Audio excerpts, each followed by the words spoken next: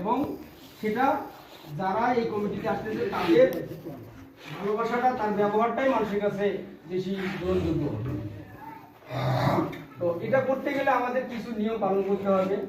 প্রথমত যেমন আমরা যে যে ধর্মেরই হোক না কেন, আমরা যেন অবশ্যই সালাম এবং আদাব এটা যেন সবসময় আমাদের মানে বাদ না যায়, সবসময় যেন এটা নিয়মিত অবস্থায় থাকে। আমাদের মূলত ব্যবহারটা ভালো দেখাইতে হবে। তার মধ্যে কথা বলতে হবে আমাদের ভেবেচিন্তে, এমন কোনো কথা বলা যাবে না যে কথায় কেউ কষ্ট পায়। অযাচিত কোনো কথা বলা যাবে না। আমাদের সবাইকে ঐক্যবদ্ধ থাকতে হবে। কোনো বিষয়ে আমাদের মধ্যে যদি কোনো দ্বিধাদ্বন্দ্ব থেকেও থাকে সেটা ভুলে গিয়ে আমাদের সবাইকে ঐক্যবদ্ধ থাকতে হবে। আরেকটা বিষয় হচ্ছে যে আমাদের সময় হলো প্রচারণার সময় হলো 9 তারিখ পর্যন্ত। তো সেক্ষেত্রে আমরা অবশ্যই আমাদের সময়টার আমরা সঠিক ব্যবহার করব। আমরা যেন আমাদের সময়ে কোনো অপব্যবহার না করি। এই সময়ের মধ্যে অবশ্যই যতবার পারি আমরা যেন প্রতিটা লোকের কাছে যতবার পারি যেতে পারি এবং যতক্ষণ না পর্যন্ত হয়তো তার মতামত আমরা পাচ্ছি না ততক্ষণ পর্যন্ত আমরা আমাদের চেষ্টা চালিয়ে যাব। এবং সেটা অবশ্যই আমার ব্যক্তিগত ব্যবহার দিয়ে হোক, প্রার্থীর বিষয়টা দিয়ে হোক এবং ধানের শীষের বিষয় দিয়ে হোক, যে কোনোভাবে আমরা চেষ্টা করব আমাদের ধানের শীষের পক্ষে ভোট বেশি হোক এই আশাবাদ ব্যক্ত করে আমি আমার সংক্ষিপ্ত কথা এখানে শেষ করছি।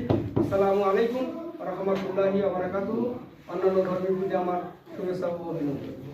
সম্মানিত উপস্থিতি, আমাদের মাঝে উপস্থিত আছেন 4 নং ওয়ার্ড বিএনপির সম্মানিত সভাপতি মতিউর রহমান মিলিটারি, উপস্থিত আছেন 1 নং ওয়ার্ডের সম্মানিত সভাপতি জয়নাল আবেদিন। উনি অল্প সময় মানে হয়ে গেল আর কি নির্বাচন পরিচালনা কমিটির প্রধান 1 নম্বরের হয়েছে।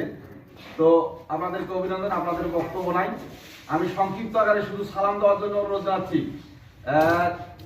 জেলা বিএনপির সম্মানিত উপদেষ্টা আমাদের মুরব্বী আব্দুল সামাদ চাচাকে দাঁড়িয়ে সালাম দেবেন।